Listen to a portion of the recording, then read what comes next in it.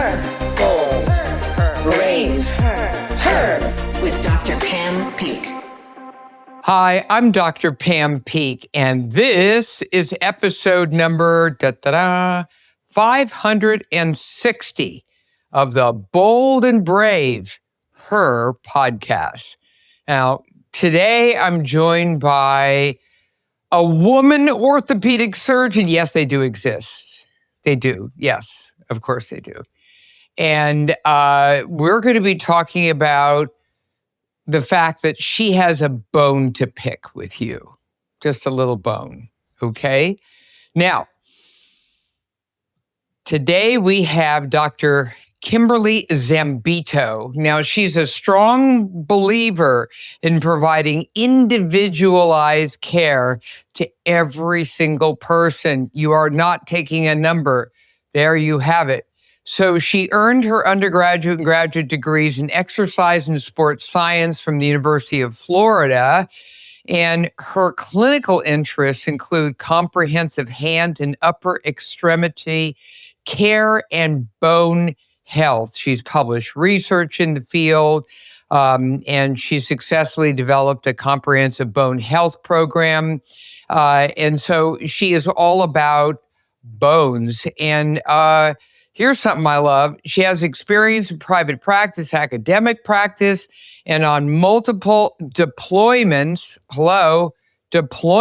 to very interesting environments with surgical teams in the United States Army Reserves. Thank you for your service.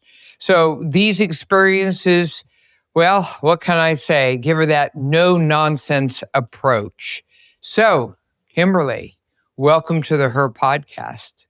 Thank you so much. Thank you for having me.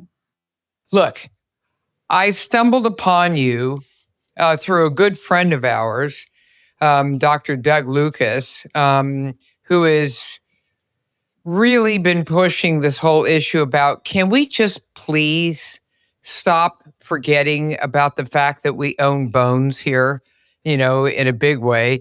And then also the fact that you're really looking at a very special way of being able to scan bones and to be able to interpret them so that people know whether or not they're losing a lot of bone mineral density, if they're falling into tough categories. But let me ask you a question. Just as a physician, you to me, what got you involved in orthopedic surgery? Why didn't you do something else? I'm an internist, in case you didn't know. Yeah. I found in medical school, the first divergence is, are you somebody who loves the OR, or are you somebody who could give or take the OR? And for me, being in the operating room was just, I loved it. And I couldn't see myself not being in an operating room. So that's the first part of that. And then once you're in third year of medical school, if you recall, you're rotating through different specialties, and you even have an opportunity to rotate through different surgical specialties. And for me, orthopedics was hands down the top. I did love OBGYN. Is that a little play on words? Hands down. Maybe a little bit. I loved OBGYN too. So I loved women's health. The thing that I liked about OBGYN is you're taking care of everything. You have to have medical knowledge, you have to have endocrinology knowledge, you have to have surgical knowledge. So I loved that too. So I combined the fields of women's health as well as orthopedics, which some people thought was kind of odd, but I didn't find it odd at all. Every human being has bones, and I felt that women were kind of getting the short end of the stick when it came to orthopedic care. So that's why I combined the two. Okay. What was it like going through orthopedic residency? I mean, were there other women? Just saying. I was fortunate enough to have a program that welcomed women. Now, I finished medical school 25 years ago, so now we're seeing a different approach to how candidates are recruited into the residency programs. But I was very fortunate at the time. We had one woman per class, so we had the classes were 4 people per class. So it was a nice representation. So I had a group of women who supported each other, and I'll say for the most part, the men were supportive as well. I had an excellent class of guys, and we all just kind of took care of each other. Okay. So why not just keep chopping on people? Why did you decide to pivot and to, take a deeper dive into what goes on with diagnosis and as well as treatment of bone health? What made you take that different turn? Yeah, I still operate. I still love operating. When I was in private practice, I started adding bone health into the private practice. I didn't like the phrase fragility fracture clinic or fragility fracture liaison. So we turned it around and made it into something more positive as bone health. And as orthopedic surgeons, I really like that, and I applaud that. I've never liked that fragility thing. Immediately what comes to mind is I'm just a little potato chip that's ready to crack. It's like, well, wait a minute. That's not the way I feel. I feel strong. And, according to my DEXA, I've got pretty good bones and everything. So, hey, why you do that? So I'm glad that you rephrased it so that it was more representative of a proactive and positive approach. So kudos to you. Thank you. Thank you. I think we need a little more positivity in this world, and to empower people to make good decisions for themselves in terms of their health. So I started looking into other ways. I had a practice partner who had left the practice who reached out to me and told me about a new technology. And so I was like, let me dig into this and find out what this technology is about. And the technology I'm referring to is REMS, or people refer to it as Echolight REMS. Echolight is the company. Could you please tell everyone what REMS stands for? Yes, radio frequency multispectrometry. Hold on, give me a second, Pam, because it's a tongue twister. Radio frequency echographic multispectrometry, and so what it is an ultrasound technology which is used to evaluate bone mineral density, but also gives a reflection of the bone quality. Because as we know that we're just not density. Our bone strength is not just density. It's a combination of the density with the bone quality. And I like to take it a step further when I talk to clients and tell them, or even my patients who I take care of in following wrist fractures, that you have to consider the entire person. So you're more than just your T-score. You're more than just the report on the test. You're an entire human being, and we have to take that into account. Because as you know, there's plenty of people who have normal bone density who fall and break a bone, and there's plenty of people who've been diagnosed with osteoporosis who fall and never break a bone. What that tells me is that we have to look at the entire person and not just a DEXA report or a REMS report. Okay, so when did you get wind of the fact that DEXA was probably not going to? Let's talk about DEXA. Okay, so back up. The standard of practice, the gold standard right now, is the DEXA scan. Explain that.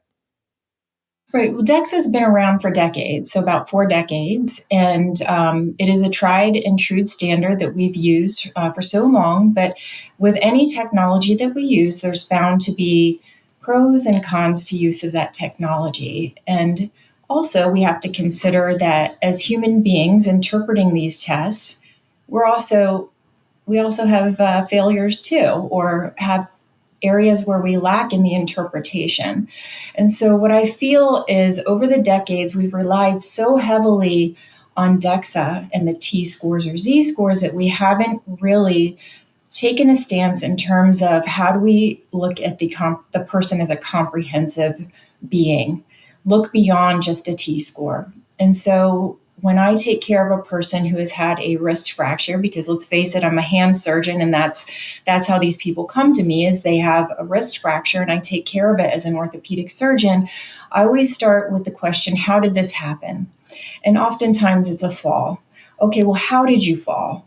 And so I start digging into it. Sometimes it's a issue of, I wasn't paying attention. For some people, it's a balance issue. I had one patient who had a foot drop and nobody ever addressed her foot drop. So unless we're addressing those things and addressing the fall, it doesn't matter what their T-score is or what their DEXA results or REMS results are. We're missing the boat in terms of treating them as an entire person. Okay, so you looked at them more holistically. You asked all the right questions, right? Yes. Why didn't you just feel comfortable with DEXA? Because again, that's what OBGYNs and family practitioners and everyone else are using as the gold standard to be able to determine what's going on with bone mineral density.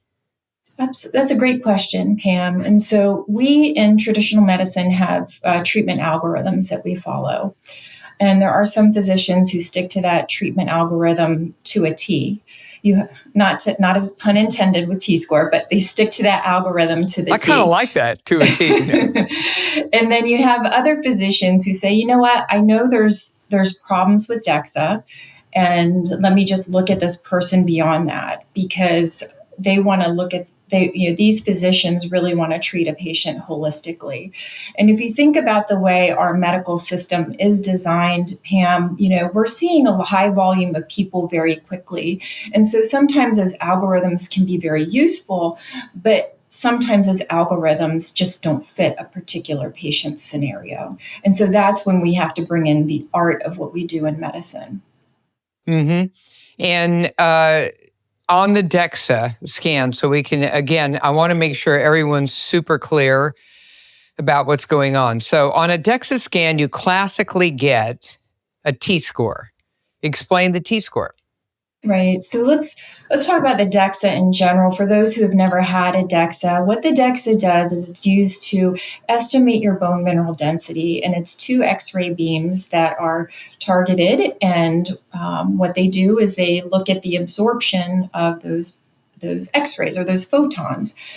And so you get an estimated value for your bone mineral density in the spine and in the hip. Now, there are other areas of the body, such as the wrist, but in general, we're looking at the spine and the hip. For the spine, it's L1, 2, 3, and 4. And then for the hip, we get the values of the femoral neck, the trochanteric region, and the total hip. So really the proximal femur. So based on those values that come to be, the bone mineral density is then compared statistically. The T-score compares your bone mineral density to a roughly 30-year-old Caucasian woman, whereas the Z-score is age, gender, and ethnicity matched. So for postmenopausal women, we typically use the T-scores. For women who are premenopausal or below, not in the perimenopausal phase, we use the Z-scores. And we don't use the term osteoporosis or osteopenia. We use the term low bone density for expected age range. So that's T-score and Z-score in a nutshell. Okay.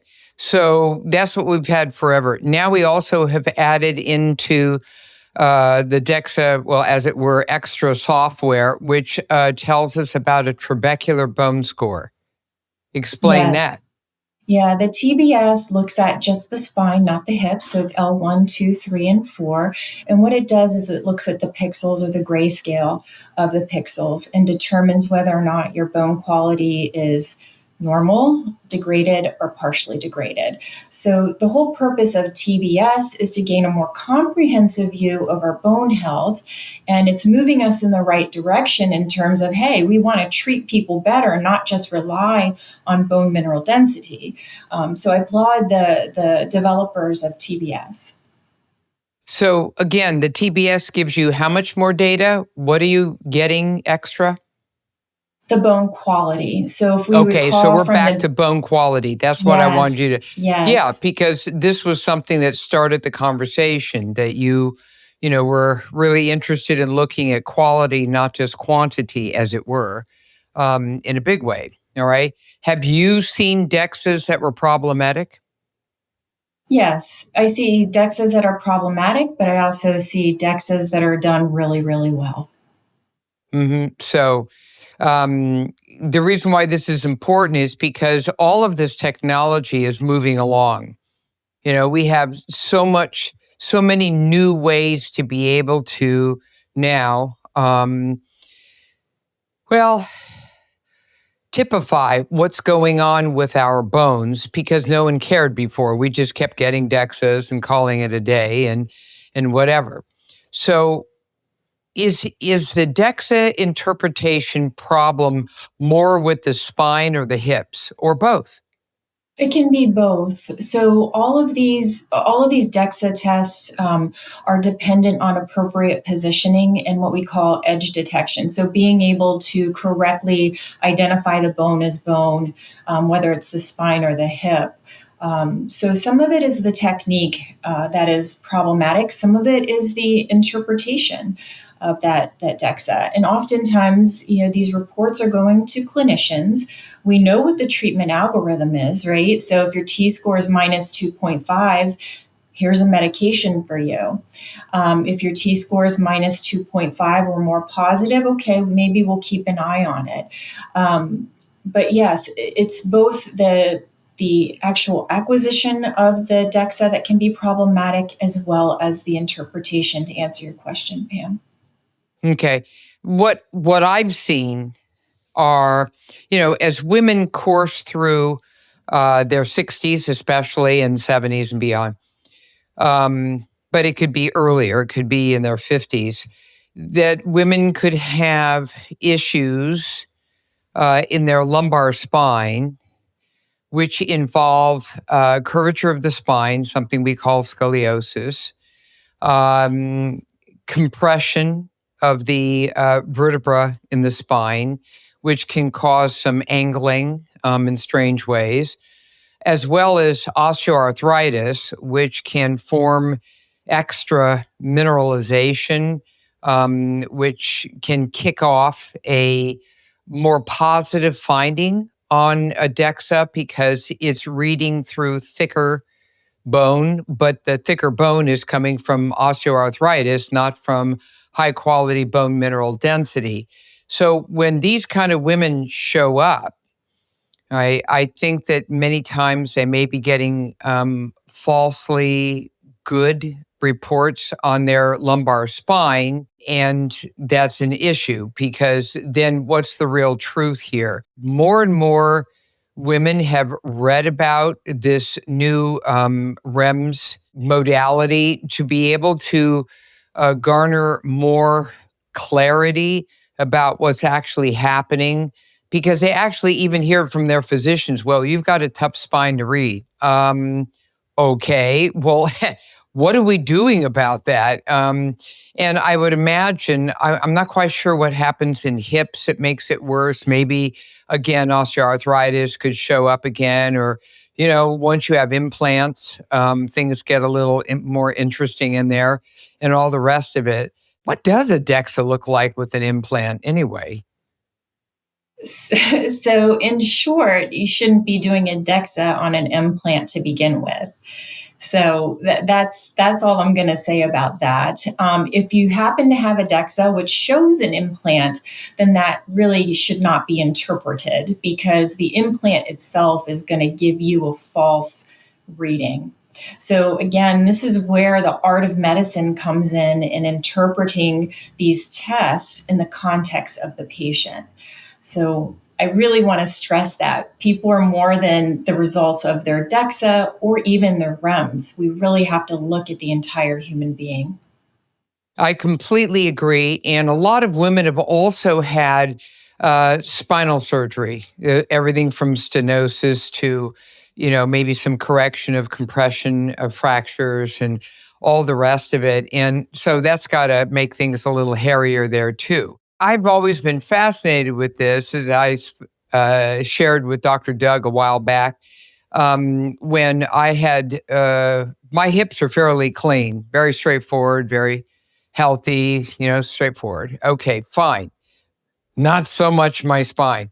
As a lifelong athlete, I picked up some osteoarthritis and at the same time, a little curvature. So now all of a sudden I have a spine whose DEXA I don't trust because I'm not sure what it's reading. And so I went out of my way to find a technician who was experienced with REMS. I love the fact that there's no radiation, which there is with DEXA. But I was thinking if I combine DEXA and REMS together, then I get a more holistic picture of what's going on. And that's precisely what took place. It gave me a much more accurate reading of my spine, something that would make more sense to me. It was a good reading, but it wasn't, falsely very positive, for me. It was much more realistic.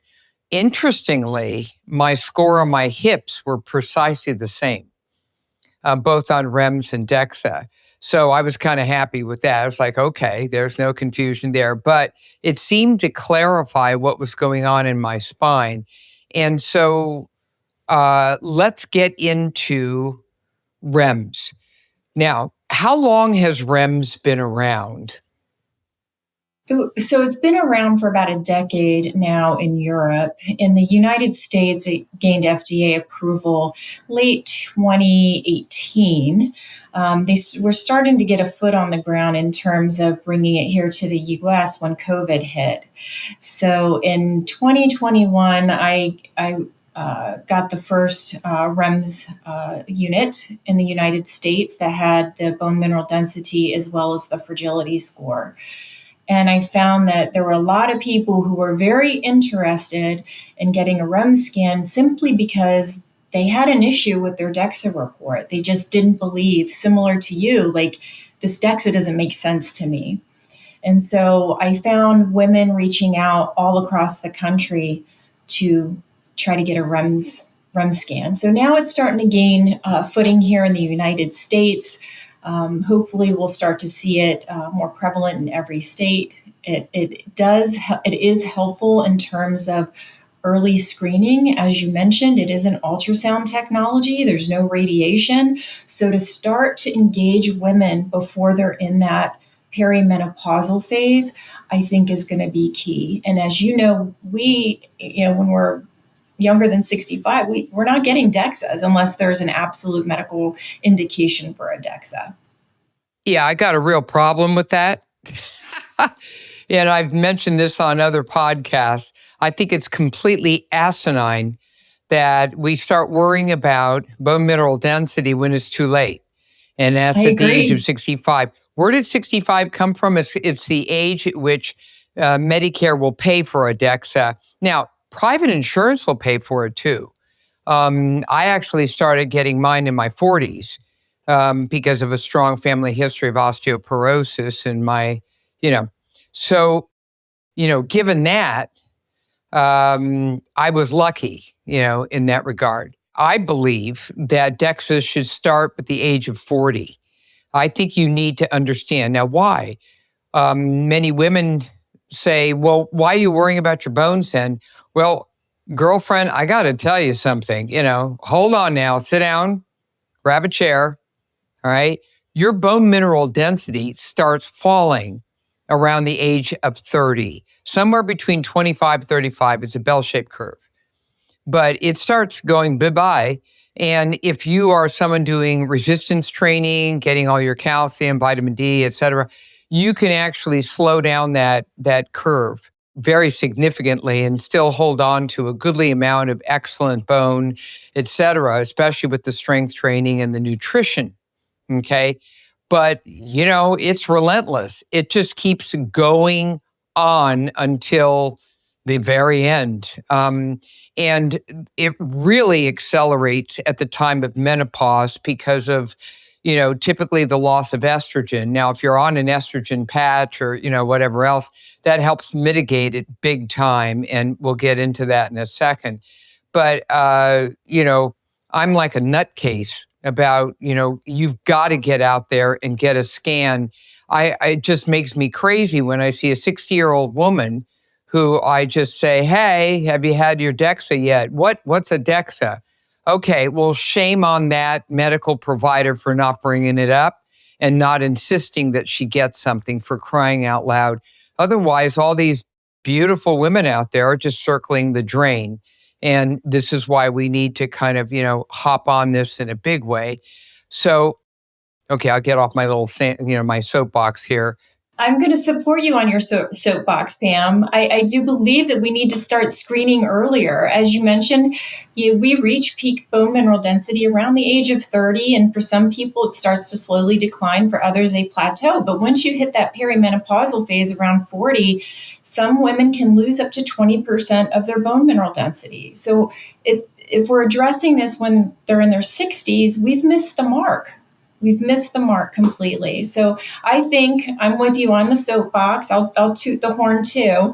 I'll make some room for you up here on the soapbox. Okay, you and I can yell and scream. Well, there's more and more of us, especially as women physicians, who are getting to be crazy about this. This is absurd. You need to, and if your provider hasn't brought this up, whatever provider it is, whether it's a nurse practitioner, PA, physician, OBGYN, family practice, internal medicine, you wag your little finger at them and say, how come I'm not getting, my very first, scan one way or the other? And of course, they're going to write for a DEXA because, hopefully mine, again, was covered by insurance, and many people do have excellent insurance coverage. Medicare will not cover it until 65. Shame on Medicare. But I believe the U.S. Preventative Task Force about a year ago or so presented Medicare with a report that said that DEXAs should be covered starting with the age of menopause. Okay, I'll go with menopause. That's around the age of anywhere from 50 to 52. I'm good with that. That's a great start. The Holy Grail is the beginning of perimenopause, one way or the other, and that's it. Now, listen, when we come back, I want to really get down and dirty about how REMS works, how you access it, the science behind it, and all those good things. So hold on. If you've ever picked up a product and thought, I have no idea what half of these ingredients are, this one's for you. Skin Safe is an app developed by Mayo Clinic that takes the guesswork out of shopping for skincare and personal care products. It uses decades of clinical research to analyze ingredients and match products to your unique skin profile, so you always know exactly what's safe for you. Whether you have sensitive skin, allergies, or just want to be more intentional about what you put on your body, Skin Safe makes it simple. Download the app for free and use the link in the description to get 20% off a Skin Safe premium membership.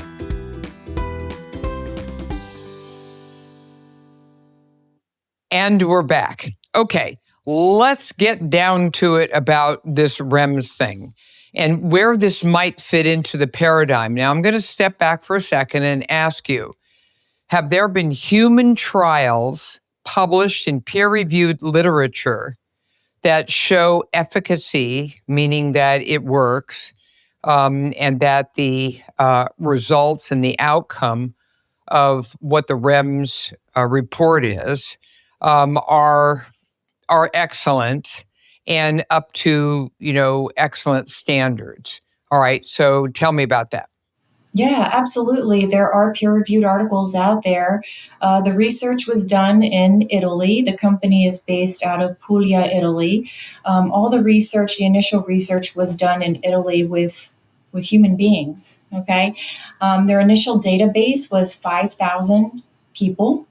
They compared REMS results to DEXA results and found that there was a high sensitivity and specificity when it came to determining the bone mineral density.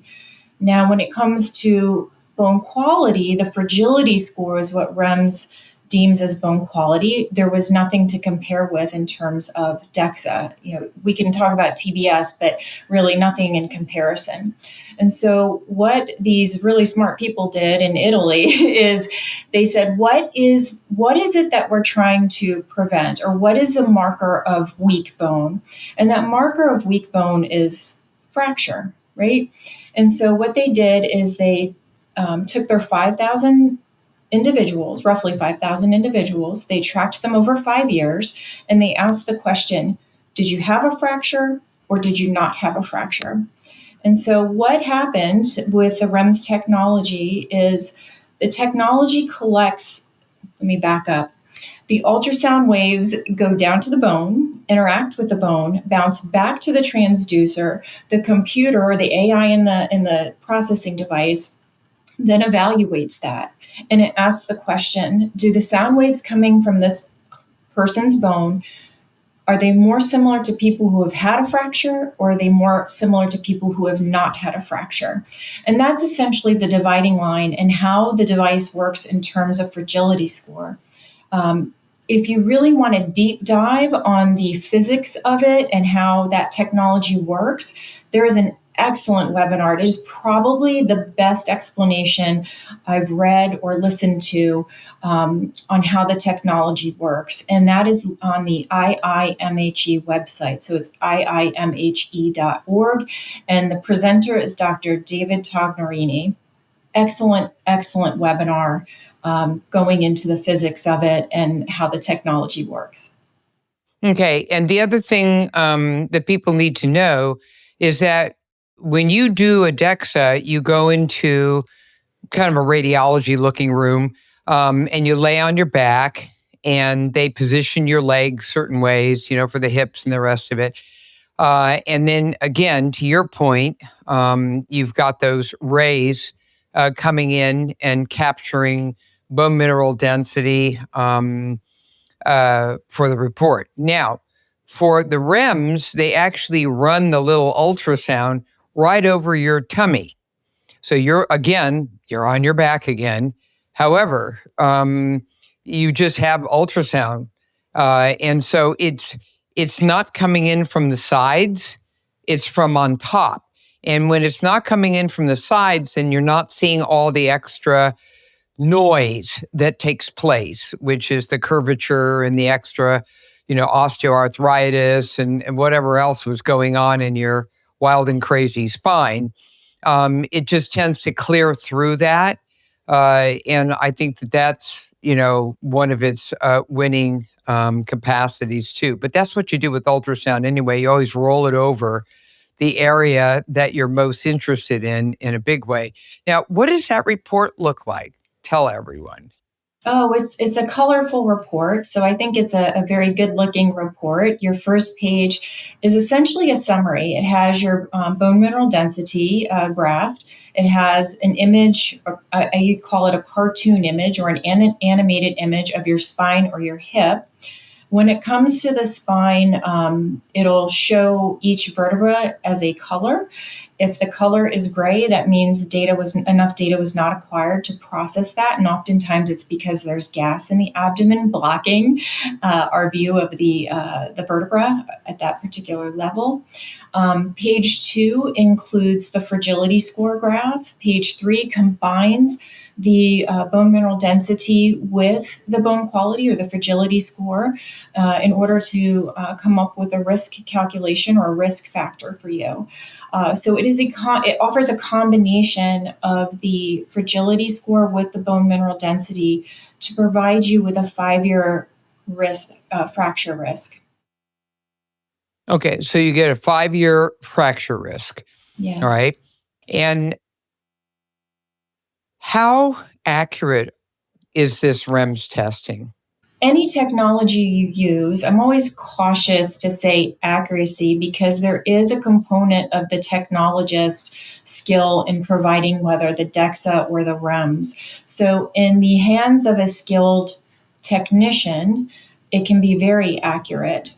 That being said, whoever is reading or interpreting it must interpret it in the context of your personal health. You gave an excellent example of your DEXA in comparison to the REMS. And you've mentioned with the REMS, if somebody has scoliosis or somebody has arthritis, what we call osteophytes or bone spurs in their spine, these can give us a false reading on a DEXA. However, REMS eliminates those issues. So I feel in some instances it's more accurate than a DEXA. In other instances, it's the DEXA and the REMS run parallel and they're correct. So you have to take the accuracy part into context because everybody wants to compare it to DEXA. I hope I answered your question. Well, yeah, this is important because now my question is, it's not part of the standard operating procedure for bone health, REMS. What's it going to take to achieve that milestone? Oh gosh, it's going to take acceptance or curiosity in the traditional medical community. I think that's going to be the first thing. The other component is patients and clients pushing for an alternative, especially if they're not interested in having radiation exposure. Even though DEXA is such a low dose radiation, there are people who have absolutely no interest in exposure to radiation. So I think it's going to have to come from patients and from the traditional medical fold in terms of, hey, let's offer people another option for screening. And also, advocacy. I think advocacy in terms of let's start screening people at a younger age. And REMS is the perfect technology to begin that screening because you're not worried about cumulative radiation dose. So those are the three arms as I see it. Okay, so I have one other challenge, and that's important. You mentioned it yourself, and that is it's the expertise of the technician. We've all had, radiology technicians who've maybe had an issue with correct positioning or whatever the issue may be, many times requiring us to have repeat x-rays, et cetera. And when it comes to REMS, one challenge I think right now to the movement, as it were, is to have more standardized training and technicians, because right now it's a little bit of a Wild West. And that is, you have some people who are just sort of wandering with their machine, and they're not really that accurate in terms of being a technician. Their background is not particularly great, et cetera.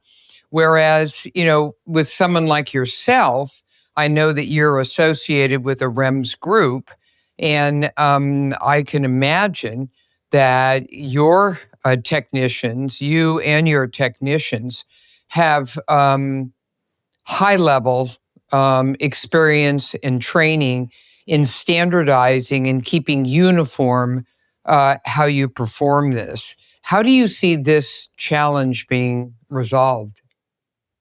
Right. That's a great question. About a year ago, I shared a document with Doug's group. We mentioned Doug Lucas earlier in the discussion, the Osteo Collective group, so that people can ask questions. Like, these are the questions you're going to ask if you have concerns about your REMS scan technician. Go in there, ask these questions, because most of these people are charging an out-of-pocket cost. The other thing, like you mentioned, I am involved with the IIMHE, the International Institute for Musculoskeletal Health Education, and we are developing a standardized training program. While Echolight does provide training for those who purchase the device, we want to take this training above and beyond so that we can maintain a standard for anybody who is providing REMS scans. But at the very basic level, you should have somebody, a technician, who understands anatomy and also understands proper use of the device or the technique. So this would be a national certification? We're hoping for international certification. Okay. And so is REMS being used in Europe? Yes. As I mentioned, it was developed in Italy. The individuals I'm partnering with are Dr. Nick Birch, Dr. Paul McGee. We have Dr. David Tognarini, who's in Australia. So there's, among others, but it's an international group. And so we really want to establish standards for use of this technology. And so right now, if someone wanted to get a REMS, and they were somewhere in the United States, wherever, and they weren't lucky enough to be near where you are, where they could go and have this done by people who are highly trained. How do you find a REMS practitioner? How do you find someone to do a REMS test? Echolight keeps a list of the people who have the device, and so you can start off with that group, and then or that website, and then ask those questions that I had mentioned. Ask those before you schedule a REM scan and spend the money to have the REM scan done. So that's where I would start, Pam, is just start with the Echolight website and ask the questions. So Echolight website. Okay. You said that the REMS is FDA approved. Does that mean it's a class 1 device? Class 2 usually requires prescription or something else? I believe it's class 1, Pam. It doesn't require a prescription. Okay. So no prescription. But do you have on the radar the ability to get insurance reimbursement for this? That's a great question. So right now, as far as I know, I'm not involved with Echolight, so I don't know the ins and outs of where they stand with this. But they have a T code or a temporary CPT code. And in terms of reimbursement is all over the place.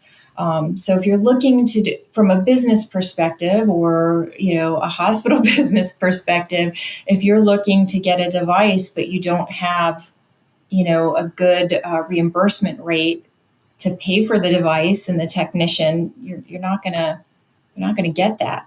So yes, the short answer is yes. There is a T code, a temporary code for a CPT code. It's just most of the people who have these REMS devices are not taking insurance. Because they're not medical professionals and are not credentialed in such a way, but B, there's such a variety or variability in reimbursement of these T codes. Do you see REMS taking the place of DEXA? I see it as an adjunct test, adjunct technology. So what you're saying is, I'm trying to understand how this would work. As a practitioner, I'd kind of say, okay, well, how's all this working together? So do you first get a DEXA if the DEXA is problematic, or if the patient already says, I've got prior vertebral fractures and I have a lot of osteoarthritis and blah, blah. So you already know it's like, uh-oh. So is it a 1-2 step? Is it first a DEXA, then a REMS? So I think it depends on the patient, right? So if you're looking at a 40-year-old woman who can't get insurance to pay for a DEXA, then what's your option? It would be a REMS test to at least begin the screening process.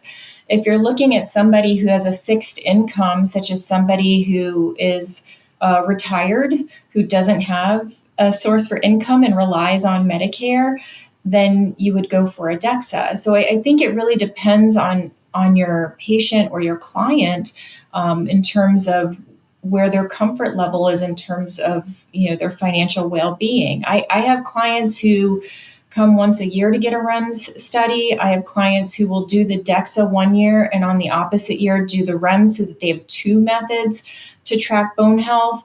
And I have clients who, they're curious about REMS, but they just say, I can't afford to get it. I can't afford to pay out of pocket. So I see it as a useful tool in our toolbox to engage people on bone health. So, on average, how does the cost of DEXA stack up next to REMS? Yeah. So if you have insurance paying for it, then you have insurance paying for it. If you're paying out of pocket, I've seen ranges from like $200 up into like $1,200 out of pocket. For which one? DEXA. Mm-hmm. For REMS, on average, I would say it's about $200 to $400 for a REMS scan. Okay. And how often do you get a REMS? How often would you recommend it?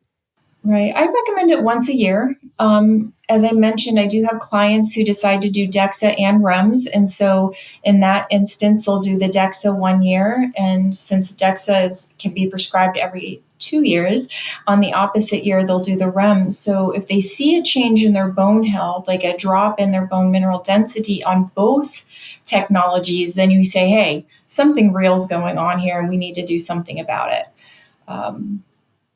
Okay. I hope that answered your question. Where do you practice?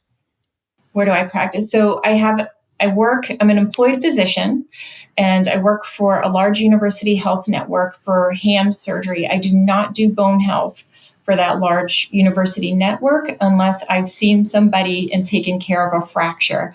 Then I'll engage them with regard to their bone health, and I partner with the endocrinology team for that. In terms of providing REM scans and education, I work in Bucks County, Pennsylvania, and I have my own business. It's called Qualis Os. So that's Latin for quality bone. Excellent. Fantastic. So what you're really doing is you're living in two worlds right now, the world of a lot of the standardized care, surgery, and all the rest of it.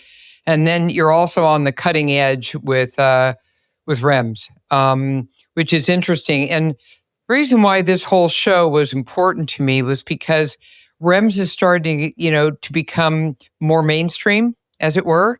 And I'm getting a ton of questions about it because, we talk a lot about the usual standard of care, which is DEXA. But again, so many women especially have issues and challenges with trying to interpret, especially their lumbar DEXA, and constantly ask me, isn't there another way to do this? Or, I can't trust what I'm reading here, and I really need an accurate reading because it's making me crazy. And that's when I began to go down the REMS route just to understand what that was all about. So I think that right now, this is currently evolving, that I hope that there is a national, let alone international, certification for the technicians so that we know that everything is standardized instead of the way it is now, which is a little more, it's like if you have the machine, well, good luck. And, we hope you know what you're doing. And clearly in your hands, I would have no problems with that. But again, there's a lot of variability in the field, and we need to decrease that significantly and get it to where it belongs. I would also say that, if they could do more and more studies, because you know how we are as practitioners, show me the science, make me feel comfortable, especially if it's brand new. And I don't know much about it as a provider, right? So I had to go out of my way to learn all of that myself. But all my brethren are out there saying, well, what is this again? And how do you do this? And what's the science? And the first thing out of their mouth is, where are the studies? So that I can sit down and at my leisure, just read the thing. So that's kind of, I think, where we are right now. Does that make sense? I agree. I agree wholeheartedly, Pam. I tell patients whenever a new surgical procedure comes in, I say, let's just wait and see. I like to give it 5 years before I even consider doing it on a family member. So I felt the same way about REMS. I was like, gosh, I'm curious about this, and I dug in. And found that I thought it was it was a valuable tool in our armament, especially when we want to engage people about their bone health at an early age. Excellent. Can you share with everyone your website so that if they want to learn more about your wonderful work, and if they have any questions, or if they're actually lucky enough to be somewhere near where you are, that would be fantastic. What's your website? It is www.qualisos.com. That's QUALISOS.com. So let me say that again. QUALISOS.com. And the website it's dedicated to empowering you with knowledge so that you can make good decisions for yourself, decisions that are right for you. The resources on the website are free, so dig in, have a good time reading. Okay, that's fantastic. I'm all about education. I need to see the education in a big way, because there's so much junk out there, TikTok and the rest of it, and I can't stand that. That makes me absolutely nuts. So once again, everyone, we've been enlightened about a new therapy, a therapy.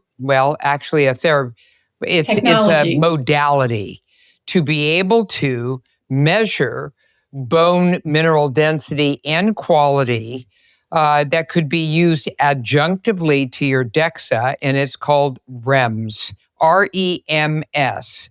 And I really feel like it's important for all of us to stay on the cutting edge of what's out there, especially if you have one of those problematic DEXAs where you can't quite read it and you're not quite sure. And there you have it. So it's an issue.